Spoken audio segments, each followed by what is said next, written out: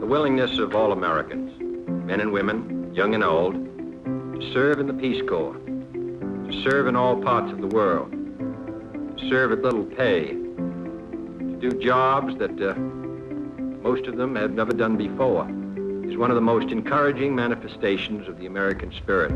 They, I think, are serving this country well. And in a very real sense, they are serving a larger cause, the cause of freedom and the cause of a peaceful world. There can be no greater service to our country and no source of pride more real than to be a member of the Peace Corps of the United States. Hello, everyone, and welcome to the My Peace Corps Story podcast. I'm your host, Tyler Lloyd, and I'm here to help tell the stories of current and returned Peace Corps volunteers. If you like what you hear today, be sure to let me know over at mypeacecorpsstory.com and connect with me on Instagram at mypeacecorpsstory, on Facebook at mypeacecorpsstory, or on my personal Twitter at Tyler E. Lloyd. Additionally, head on over to iTunes and leave a review for the show. 5-star reviews are extremely appreciated, but more than anything, I want to know what you think of the show so I can better serve my audience.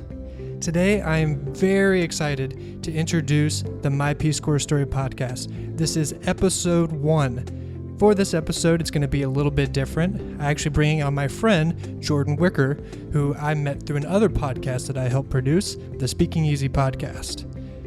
He's going to ask me about my service, about the book that I just published, and then the impetus for this podcast and why I want to help tell the stories of other volunteers. Without further ado, here's the show.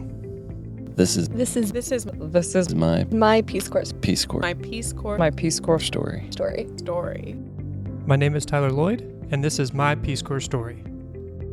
Thank you, Jordan, for agreeing to come on the show and interview me. No, absolutely happy to do it. And after a year and a half of you producing the Speaking Easy podcast for Alex and I can say that neither Alex or I have refined much either. So You've definitely gotten better. You've settled into it, and I have a little bit more respect for talking into the microphone because I've interviewed several people now and doing the back and forth, and it is much harder than it looks. There's a definite skill to it that hopefully as I progress in this show will refine and get a little bit better. But from the stuff I've recorded so far, I think people are really gonna enjoy the show.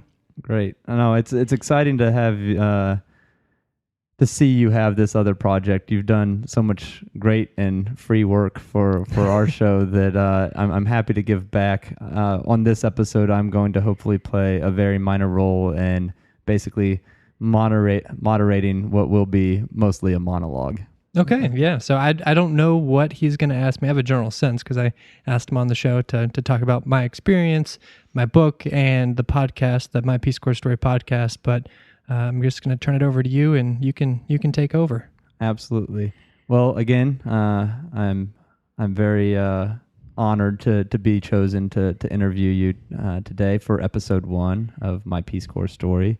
And I think that it makes the most sense to really start at the beginning. I have a lot of friends who have participated in Peace Corps or who have contemplated Peace Corps, and I assume that a lot of your listeners are going to be similar people, alumni, current members, and people looking to possibly pursue Peace Corps in the future. And so I think the best place to start is to talk a little bit about your motivation for pursuing Peace Corps. What got you into it? What got you interested? And what was it like getting prepared for leaving the United States for 2 years?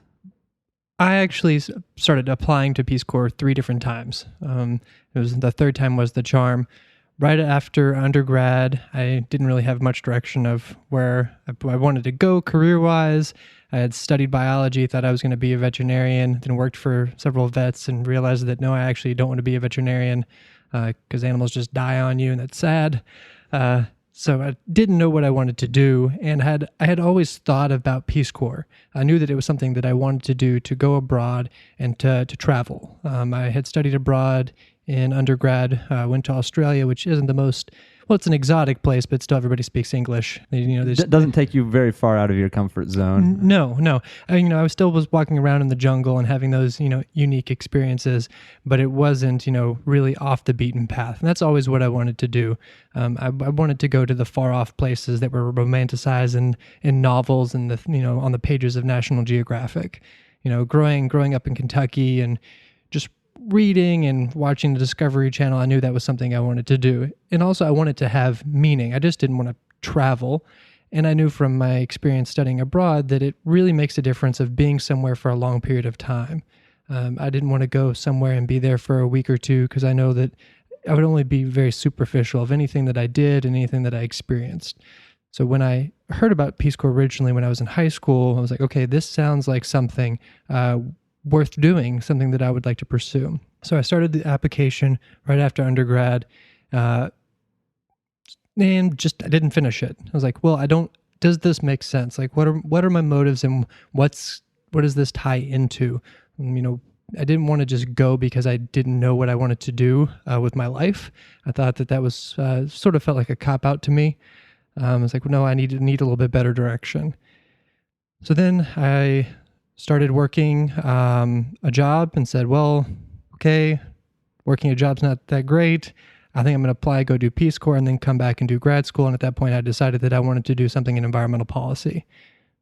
Then started the application, didn't finish it for one reason or another, got into grad school, and then found out about the Master's International program, which I could combine grad school and Peace Corps together. Went to Indiana University, which was sort of our connection through another friend.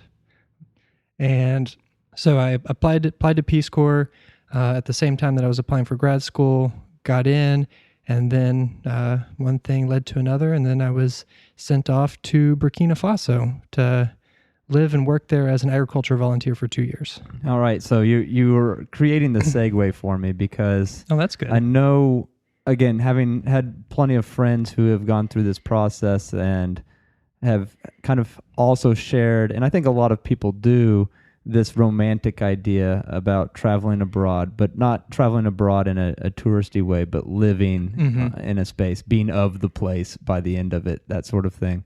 And I think that the thing that I've recognized in my friends that creates the most amount of angst is their site assignments. And I'm just curious, was Burkina Faso a place that you wanted to go to, had conceived of, or was this, when you got this assignment, kind of like well, show me a map because I don't know what I'm doing? Well, for everybody who doesn't know, Burkina Faso is in Africa. It's in West Africa, right above Ghana, right below Mali, which some people also don't know where those are either. But when I received my letter that told me I was going to Burkina Faso, I actually had zero idea where it was. Didn't even know it was a country. But I actually did want to go to Africa. I wanted to work in sub-Saharan Africa because during the interview process, they asked me, is there any place you would like to go or not want to go? They don't really, when I was doing it, you didn't get to pick. They sort of placed you. But I did say, no, actually, I do not want to go to Eastern Europe. The idea that I had in my mind of Peace Corps was, a mud hut in Africa. I was like, that's Peace Corps. That's the experience that I want. And I was given an option, actually, because of doing Masters International, of doing the Pacific Islands or West Africa. And I picked West Africa mainly for logistics reasons of when it left and when it would return. So I didn't really know that Burkina Faso was a place, knew nothing about it, didn't know it existed. Fair enough. And I actually don't know this. This is a question that I'll learn something on. Did you have a language background? Were you bilingual before going into Peace Corps? No, not at all. I had studied Latin, which, is a very useful language for translating ancient text and being really good at biology test, which is the reason that I took it. But no, I had never studied a traditionally spoken foreign language, didn't do Spanish, didn't do French, anything else. I had tried for about half a semester to teach myself Mandarin after visiting China and realized that was not going to happen for me. more or less tone deaf, so I didn't hear the difference between the different ways you could pronounce things. Sure, I'm familiar with that problem. Yeah, so that wasn't going to happen. But no, I did not know French going into Peace Corps. And it was actually funny. So I also didn't study French when I got the assignment of I was going to Burkina Faso. I had about a 9-month lead time before I was going to leave. And I did not study French at all because I was actually told by a friend of mine who was in Peace Corps at the time, who he and I knew each other from my hometown. We'd gone to undergrad together. It's like, do you have any pieces of advice? He says, I have 2 for you. 1, don't study any of the language. It's going to be a waste of your time in the United States. You will study up until you leave, and you will learn more in a week than you will in all the months studying back in the United States. It's like true immersion can't be beat, so don't even waste your time. Number 2, make the most of your time that you have in the United States, and the most important thing is to eat as much as you want and get fat. He told me, he was like, get fat, eat all the foods that you're not going to be able to get, and just don't worry about it. So I actually packed on about 30 pounds before I went to Peace Corps, and then I lost it all in 3 months. So those were his 2 pieces of advice. Don't learn the language before you get there, and get fat. Yeah, add a couple of comfort layers there because you're going to need it. Yeah, and it melted right off in the hot Burkina sun. So you're in Burkina Faso, Mm-hmm. and you're doing what? Good question. So I was assigned to be an agriculture volunteer, which meant that I was going to work with farmers and people who processed agriculture goods. So people that took things out of the field and tried to transform them, whether it be mangoes, drying them into a dried mango, or making tofu from soybeans. Worked with a big women's cooperative that processed rice. But there were really no formal assignments with the agriculture sector in Burkina Faso, not like the other people that were in Burkina Faso at the time. They were in the health sector or in education. So those volunteers, they went to school. They were teachers. Mm-hmm. They had a sort of a normal structured job. People at the health centers, they would go to their local health clinic and help there and design programs and outreach. For an ag volunteer, you're more or less told, go out into the field and figure it out. I feel like that's I had that as a high school summer job, I think, detasseling corn in southern Indiana. So I think I can relate to some of that. Yeah. But and so obviously you were coming into a space where you were getting your master's in environmental policy. You have the hard science background, and you are assigned to be an agricultural assistant advisor. Yeah, more or less like an ag extension agent, if anybody is aware of that. Yeah, so I'm teaching them better farming practices. Ideally, that was what I was supposed to do, and different things like that. Okay, that I get the extension reference. Yeah, there's one in every county. Yep. Great. Well, I guess now with that foundation,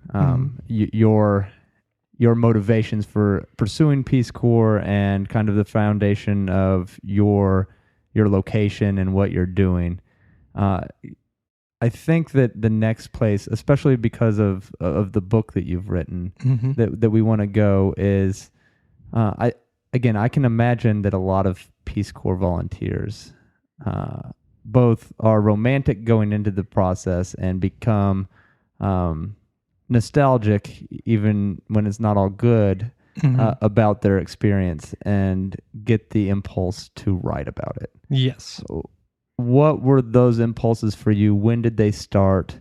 And what made you decide that you had a unique enough story that somebody would want to pick it up and read it? Good question. Maybe I don't.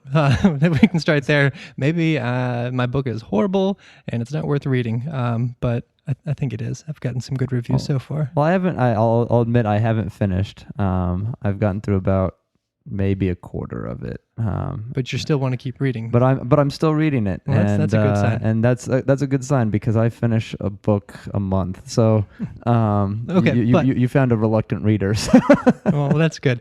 But yeah, so a lot of people, I think, it crosses their mind at some point because you're in the Peace Corps, you're abroad, and you're having all these experiences, and I think a lot of people do romanticize it. I mean, since I've now, I guess, in this space and I've been looking what other people are writing about and publishing in relation to Peace Corps, it seems like there is a new Peace Corps book that's being published, especially with self-publishing being so easy right now, like 1, 2, 3, like a month. Oh wow! Like there are a lot. I'm not paying attention to this industry. Yeah. It's there's a lot of people out there because I mean you can type up your story, load it into Kindle, and put it out to the world. It's really easy and it's great. But there's a lot of people that are putting their story out there in that way. I was interested in writing, just in general. I'd always been a above average writer. I'm a scientist at heart, but I'm a scientist that can write halfway decently. And it was always something that was cathartic for me. While I was in Peace Corps, I had a blog, wrote a lot on there, and I would get a lot of good feedback, mainly from my mom and my grandmother, which, it's like, okay, it's like 66% of your readership probably. Oh yeah, easily. But I had thoughts like, well, maybe I can write a book. But the problem, which I sort of spell out right in the very beginning of the book, I have this little author's note. Most of Peace Corps is mundane. It's day-to-day chores and routines and just trying to figure it out. It's not that worth writing about. Mm-hmm. And it's also really hard because these instances, these little stories that you have along the way that are really great might only last, an hour, and it's a really funny anecdote, or it's half a day, but they're spaced out between 4 months of monotony. Mm-hmm. So how do you write a book where, I didn't want it to be short stories of, right, this happened on this date, next chapter, here's another story. You didn't want it to be episodal. You didn't want it to be like a new story every chapter and a funny anecdote and no thread going other than the fact that you're somewhere different and because there are actually Peace Corps headquarters puts out several different sort of compilations of really good books that are like that are from other volunteers that have these really great, funny, hilarious, or sometimes sad, impactful stories that are one instance, and they're great. But I am one person, and didn't want to write a whole series of and this episode Tyler does this. He goes to the market and tries to buy food for the first time. So I wanted to write something and sort of kept this idea with me all throughout my service. And then pretty much right at the end, something happened that I guess I can talk about it if there's no spoilers here. This is your show. Well, true. I guess I can say whatever I want. Well, I can leave the conclusion blank, and then you can read the book and see how I deal with this sticky situation. So when you're ready to leave the Peace Corps, you have your close of service medical exam, and they sort of review your whole history. If you've broken any teeth like I had any weird skin infections or illnesses, anything that might need sort of post-treatment after Peace Corps, so they can do the paperwork and give you vouchers so you can see a medical professional in the United States. Mm-hmm. So I went to this close of service medical exam, and they also run a bunch of blood panels as well. I'm mainly, checking cholesterol, platelet levels, liver function, just to see how you're doing after 2 years of living in a very exotic place. Yeah, different diet, different atmosphere, different workload. Yeah, just a lot of stress. It's just it's hard. So I go and have that done, and then my HIV test actually comes back as positive. And it's sort of the book, the underlying story of the book is a 3-week episode of the ups and downs actually related to me figuring out, am I HIV positive? And it was sort of just a snowballing effect of circumstances that caused it to last 3 weeks. Because if I was in the United States, had gone and, just had a routine physical, came back with a positive HIV test, they would follow it up with a more comprehensive test, and they would be able to tell me that afternoon, yes, no, you do actually have HIV, or no, you do not. Mm-hmm. But because of time, place, and circumstance, this whole ordeal stretches out for 3 weeks, and is what I end up writing about in the story until everything sort of comes to a conclusion. and it's not the whole story. It's just the underlying thread that was something that happened that could allow me to tie in everything in my service. So that again, you're doing well to lead me to my next question. Oh, good. Because I was going to ask, were you journaling? Did you have a diary? You mentioned the blog. Then you gave me my follow-up question because then you mentioned that your mom and your grandma were readers of it. So I can imagine that it was somewhat self-censored. And I'm wondering, one, did you also journal on the side with more complete facts? And from there, you intertwine a lot. And again, I haven't finished the book, but even in the early stages, you intertwine, obviously in this 3-week period, basically flashbacks to earlier spaces, whether it's talking about interpersonal relationships or just events on the ground that occurred while you were there, kind of giving the backstory to why there was uncertainty around the possibility of these test results. And so a lot of it is given in fairly significant detail. But nothing. This is also a very clean book. This is not a smut book. No, that's not what I meant. I meant that your description of individuals, your description of the place, the description of your own emotions are fairly well drawn out, and so I have to imagine that you were taking notes along the way, whether you were using them for your blog or keeping them just because, again, it was cathartic, or keeping them knowing that you had some anticipation of writing about things later. Yeah. So I wrote a lot constantly. Journaling was a habit that I picked up in Peace Corps that I have intermittently continued post Peace Corps. Comes and goes with good intentions. But yeah, so I wrote a lot and I recorded a lot of my thoughts and what I was going throughout the whole 2 years. And actually in the book, I do include journal entries especially from that 3-week period, and include those right in the book. So, it's sort of an unfiltered, not a polished sort of memoir style, but a stream of consciousness vomit on the page of panic, chaos, and other things that are going on as well. So I do include those. And also, I took a ton of photos and video. So I just have a big giant collection of everything that I did. So in writing the book, I spent a lot of time actually going back through all the photos and videos and, rethinking and remembering and sort of reliving a lot of these experiences. And for some of the harder parts in the book, they get pretty dark and emotional. I probably looked like a crazy person when I was writing them, because I would just sit there and sort of, meditate on the idea and bring myself back into what I was feeling, what I was thinking, and try to, recreate that emotional state to experience it right before I wrote about it. So I was pacing my room and just from the outside looking in, I looked like a complete psycho. But so that's how I was able to get some of the harder things back in there, and then all the lighter stuff too. I had that recorded as well. So we're all human, and we all live in a world where our trials and tribulations are our own.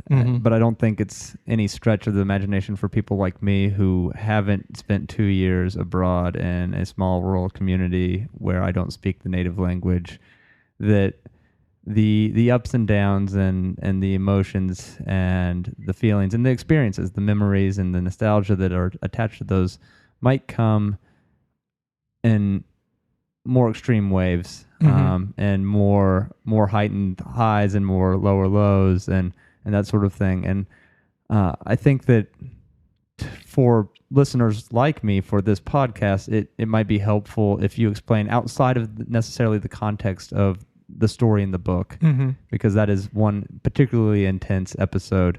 But even in the mundane day-to-day life that you've mentioned is not really worth reading. There have to be a lot of ups and downs and a lot the same turmoils that we have in interpersonal relationships anywhere, but you've got that maybe magnified because you're living in a smaller community and also a community where you have other Peace Corps volunteers, so you have that community, but then you also have the community you're actually living in. And maybe talk a little bit about that interaction.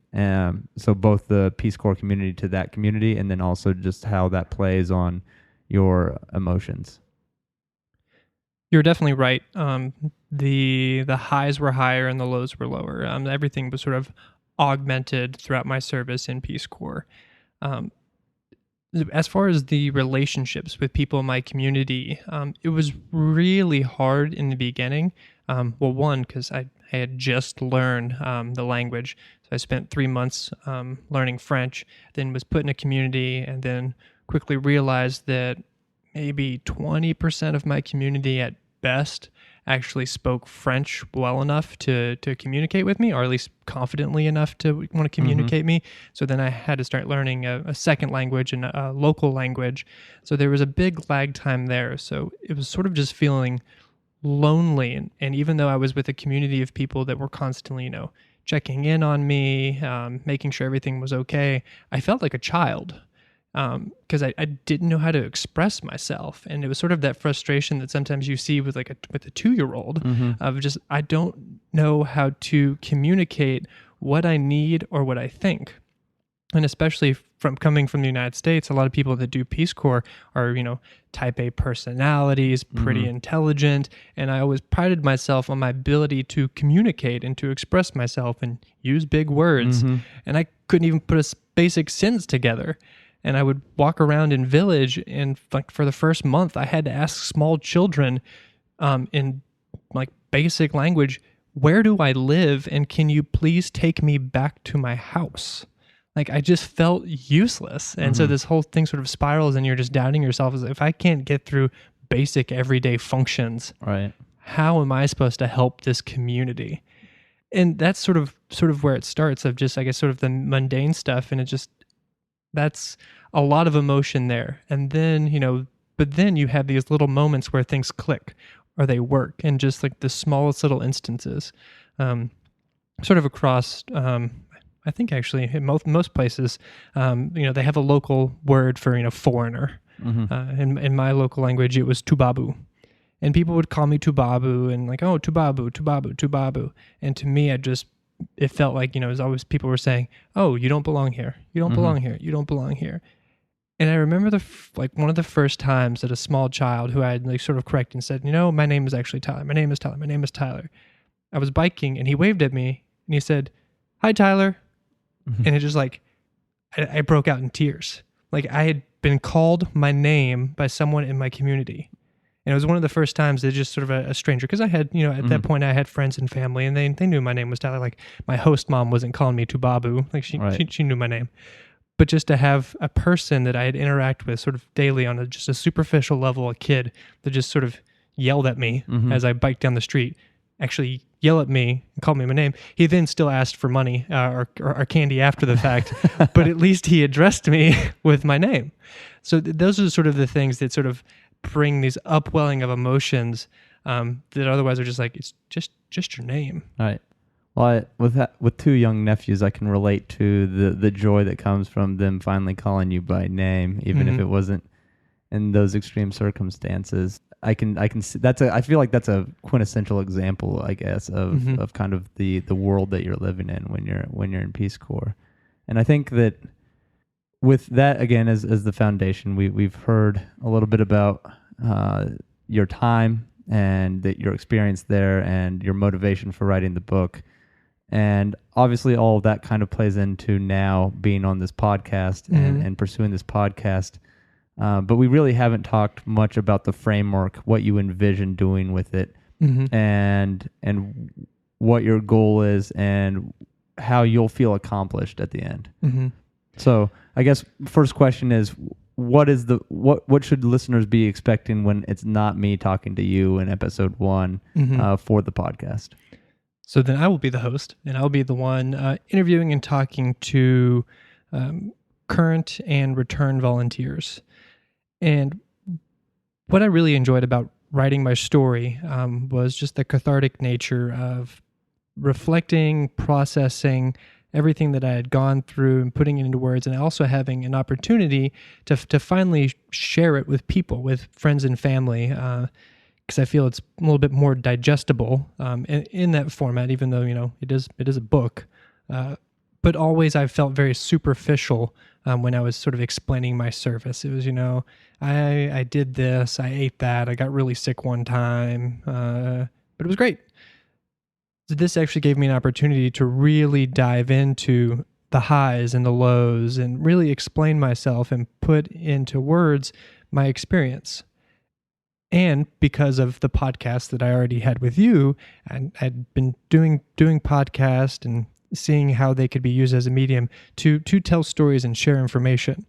And that's what I wanted to bring in other volunteers who maybe don't want to write a book, don't want to, spend 9 months of their life pacing around the room looking like a crazy person as they try to put into words their service, but have these really rich and amazing and varied stories, because everybody's service is completely different.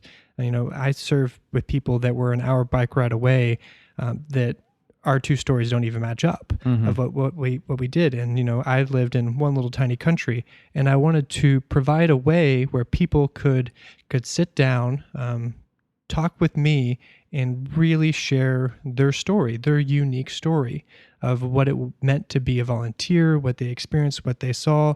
And I try, when I'm interviewing people, not to guide the conversation too much. I have some basic questions, but I just sort of let them go, because I want them to pick and choose. And in the very first two that I recorded, it was really unique and interesting to watch them as they were processing their own service as we were interviewing, that they were remembering little things that they had forgotten about, and were sort of exploring this stuff. And it was very, very impactful to see them go through the same process live that I had done in writing my book. So that's one of the reasons. And also I just wanted to get a better understanding of Peace Corps out there, all sides of it. Eventually, as I progress through the show, I want to get into some of the more difficult topics as well. I don't want this to be just a Peace Corps is great, and I went abroad and I did good things and helped the world and made it better. Because, while that is a massive, massive part of Peace Corps, there is this little dark corner that sometimes doesn't get talked about, or if it does, it pops up in the media and it's sort of, this salacious thing, but really getting into that stuff as well. So I know that's sort of a scattered answer, but that's sort of what the show is going to be. It's sort of a choose your own adventure for each volunteer, of an opportunity for them to tell their story. Well, great. I think that I've been a longtime fan of, I know NPR has done different stories along these lines where they interview war veterans, and there are certainly documentaries that have done that with different segments of population that lived through some event. And I think that the oral story is one. Again, not to tell people not to buy your book, but I think that the oral story always comes across as not more genuine, but you when you can hear the feeling in the voice, when you can hear the pause or the quiver or that sort of, or the joy. I hope that I'm able to bring that out, because also as an interviewer, it does take a level of trust that you have to build with someone. And then, just the short amount of the shows, hopefully I do get there. I do worry that for the first few that I've recorded, that, they're still barely scratching the surface of the emotion. But I hope that I'm able to invoke that. That's what I want to do. I really want to capture the essence of each individual story. And again, to reiterate some of your motivations for doing this, and things that as somebody who comes from the outside, I even feel a little ill-equipped to have this conversation with you now, is a great introduction and exploration of Peace Corps and Peace Corps experience for somebody who has never done it and probably will never do it. I will never do it, but talking more generally. And then also, I know plenty of Peace Corps alum who had a very hard time. And I think part of their possible interest in this is, the cathartic nature of it, not just telling their own stories being interviewed by you, but hearing that plenty of other people had similar experiences or similar things happen or emotions during that process. And yeah, because it's sort of, people tend to be largely self-selecting in those sort of things. You only hear about the people that had the great, amazing time, and the people that didn't sort of keep to themselves. So I'm hoping that I get to show all sides of Peace Corps and bring those people in as well. And I guess I have, a few different, demographics of people that I'm interested in reaching. The first are just people who are interested in Peace Corps. Maybe they're people that have been thinking about Peace Corps, want to know more about what it means to be a volunteer, and what better way to get an understanding of a Peace Corps experience than listening to volunteers tell you their story. Secondly, for volunteers who are currently serving, I listen to a ton of podcasts. That's really where my love of podcast grew, was when I was in Peace Corps, and allowing other volunteers to listen to stories of people that are serving around the globe and sort of seeing how they've processed similar problems. Because there's a lot of things that sort of happen to all of us, and sort of them sort of realizing that, okay, I'm not the only one going through this. I'm not the only one experiencing this. And other people made it through. So to sort of give them some motivation, and also hear about other projects that people have done, and just spur ideas and just create a better connectedness of volunteers. Then you have the group of people that have returned, and allowing them a way to stay connected with their service. Not sort of just, they came back, they hung their hat up, and okay, now it's time to, go do American life, to keep them sort of interconnected and remembering all the good that they did, all the things that they experienced, and sort of that stuff that you tell yourself when you have these very impactful experiences, like, oh, I'm gonna do this when I get back to the United States, or I'm gonna make sure I incorporate this in my life, and those sort of little things that are sometimes lost as soon as you get back into routines, to help people remember those. And then you just have friends and family. People, it's an opportunity for them to get in front of a mic and really tell their story, and then say, hey, Mom, Grandma, I told my story on this show. Here's what a podcast is. Mm-hmm. You can go here and you can click the button and you can listen to it, and you can hear me tell my story, some of the things that you don't know about and I wasn't able to, maybe write about on the back of a postcard, I've never really told you about. And I would love for you to hear that. So it also gives an opportunity for people to reach out to their friends and family in a way that, they normally wouldn't be able to, and it encapsulate their experience. Well, I'm really looking forward to first finishing the book, and I think that'll happen soon. And two, looking forward to listening to the podcast. Again, it's not something that I anticipate. Well, I know for a fact that I'm not going to go to Peace Corps, but I've got a lot of friends there, and it's a space where even just having this conversation with you, I realize how little foundation I have to even kind of explore the topic. So I'm looking forward to it. I assume that anybody who's even more directly related to the Peace Corps experience will enjoy it. And where can they find it? Where can they find you on the internet, and where else? Okay, so the website is mypeacecorpsstory.com. Also have an Instagram, mypeacecorpsstory.com. There's a Facebook that I've created that I'm not really active with yet. I guess by the time of this coming out, I'm going to start actually using it. It's just sort of been sitting there idly. That's also My Peace Corps Story. So if you search My Peace Corps Story on Facebook, you can find it there. I'm not doing a Twitter for this project, but if you want to just follow me in general, because I will be tweeting about this, I'm at Tyler E. Lloyd. And then my book is called Service Disrupted. And if you're listening to this right now, it's available online in paperback and ebook on Amazon. So you can go check that out if you want to learn more about my service. Awesome. Well, again, honored to have been able to help you out with this, and I look forward to listening to the show. Well, thank you very much. Thank you, everybody, for listening. Once again, if you want to stay better connected with me and My Peace Corps Story podcast, head on over to mypeacecorpsstory.com. If you want to know more about my personal Peace Corps experience, please check out my new book, Service Disrupted, available on Amazon. Every volunteer has a story. What's yours?